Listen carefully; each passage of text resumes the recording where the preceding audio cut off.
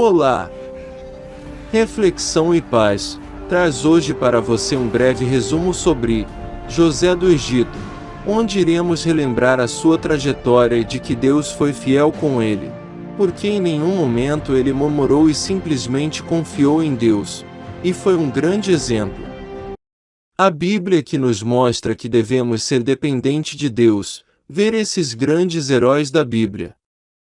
Então vamos a mais um vídeo, não esquecendo de se inscrever, curtindo, compartilhando e ativando o sininho.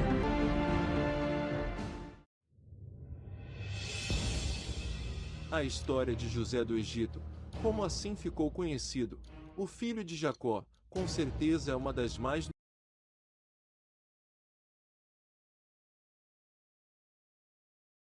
Como assim ficou conhecido? O filho de Jacó, com certeza é uma das mais notáveis dentre as histórias dos personagens bíblicos. A biografia de José desperta muita curiosidade entre as pessoas, não somente apenas pela sua história, mas também sobre a sua morte. Mas antes de falarmos sobre isso, nós conheceremos o que realmente a Bíblia fala sobre quem foi José.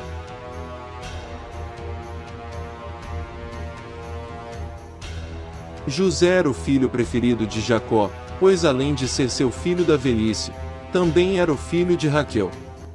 José ganhou uma túnica especial de Jacó, o que demonstrava sua predileção. Outro fato que exemplifica essa condição de filho preferido é o episódio do reencontro entre Jacó e Esaú. Naquela ocasião, José e Raquel foram colocados no lugar mais seguro da comitiva. Alguns argumentam que a túnica que Jacó lhe deu de presente talvez fosse um sinal de que o pai pretendia fazer de José seu principal herdeiro. Porém, não há base realmente sólida para considerar essa hipótese como certa. Os primeiros sonhos de José. Os irmãos de José nitidamente tinham certa inveja e descontentamento em relação a ele. Mas foi depois dos dois sonhos que José teve que a situação ficou ainda mais complicada. Gênesis 37, verso 11. Nesses dois sonhos, a família de José se curvava diante dele. Esses sonhos se cumpriram anos mais tarde, quando seus irmãos foram até o Egito para poder comprar trigo, devido à fome que assolava a região. Certo dia, José foi enviado por seu pai para encontrar seus irmãos e verificar como estava o rebanho. Porém, motivados pelo ciúme, os irmãos de José planejavam matá-lo, mas foram impedidos pelo irmão mais velho, Rúben. Gênesis 37, verso 22. Então eles o lançaram em uma cova, e ao passar pelo local uma caravana de ismaelitas midianitas, tiveram a ideia de vendê-lo. Por fim, quando a caravana chegou ao Egito, José foi vendido pelos midianitas a Potifar, que era oficial de Faraó. José começou a prosperar na casa de Potifar, até que foi promovido a supervisor da casa. A esposa de Potifar começou a se interessar por José, e tentou seduzi-lo. Porém José era temente a Deus, e rejeitou a mulher. Na última tentativa de sedução, a mulher de Potifar conseguiu ficar com a roupa de José nas mãos, então ela aproveitou isso como ferramenta de acusação contra José. O marido acreditou na acusação feita pela esposa, e mandou José para a prisão. A prisão que José estava no Egito era para presos políticos. Mesmo em um local hostil, José foi abençoado por Deus e logo ocupou uma posição de destaque entre os presidiários. Na prisão ele conheceu dois funcionários da corte de Faraó, o padeiro e o copeiro. Ambos sonharam em uma mesma noite, e coube a José interpretar tais sonhos. Essas interpretações realmente foram concretizadas dias mais tarde. Passando cerca de 2 anos da interpretação dos sonhos na prisão, Faraó acabou tendo um sonho.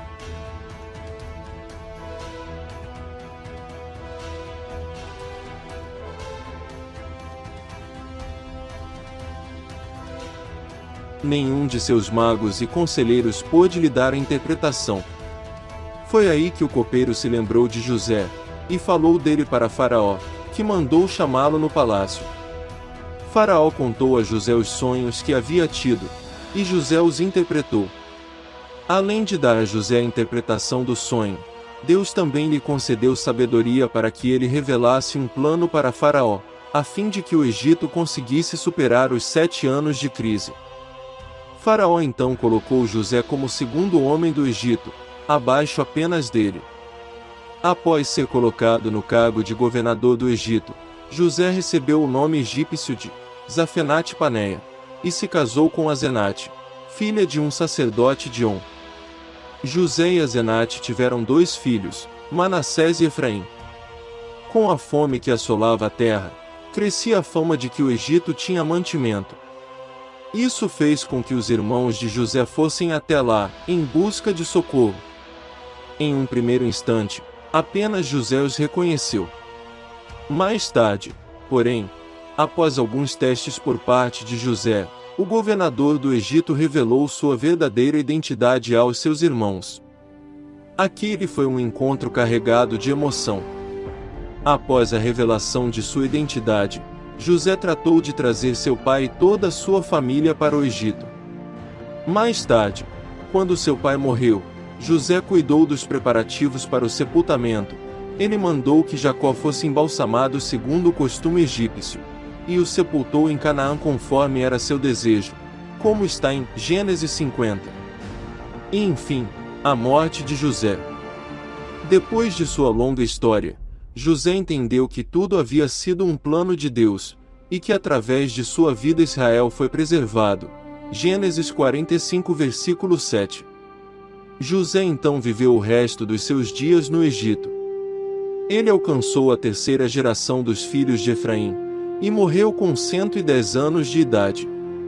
Antes de morrer, José relembrou a promessa que Deus havia feito aos seus pais, Abraão, Isaque e Jacó, de que seu povo herdaria a terra prometida. Então ele pediu para que quando Deus tirasse os israelitas dali, que seus restos mortais também fossem levados por eles. Então é isso. Obrigado por nos assistir até aqui, e até a próxima. Mais tarde, Moisés lembrou do desejo de José, e tirou seus ossos do Egito, conforme registrado no livro de Êxodo 13:19. José foi sepultado em Siquém, em um pedaço de terra que seu pai, Jacó, havia comprado.